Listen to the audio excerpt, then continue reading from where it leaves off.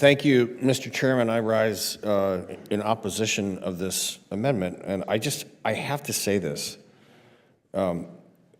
Many of my Democrat colleagues are waxing poetically about how they care so much about our junior enlisted living in barracks when several of them voted against last year's NDAA, which had the largest increase of pay for junior enlisted in the history of the country. So that's just disingenuous. And that dog will not hunt. So this amendment, again, is specifically written to try to prevent the President of the United States, who is the Commander-in-Chief of the military, and Secretary Pete Hegseth from doing their job. Again, I took an oath, as did they, to support and defend the Constitution of the United States against all enemies, foreign and domestic. More Americans have died from fentanyl poisoning than died in World War II.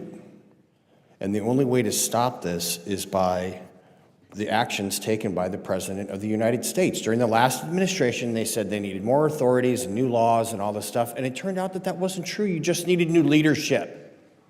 You needed a commander-in-chief that actually cared about the United States of America and American citizens. We're putting the lives of American citizens first. You have a Secretary of Defense who actually cares about the members of the United States military and making sure that when they do deploy forward to the southern border to help protect the United States from criminal illegal aliens coming into the United States, that they are treated in the best way possible in some very difficult circumstances. And I know this because I spent my entire adult life either training for war, training other people for war, or at war. And if you don't think for a second that we are at war with the Chinese Communist Party that is responsible for producing this fentanyl that was being smuggled across the border, you're wrong.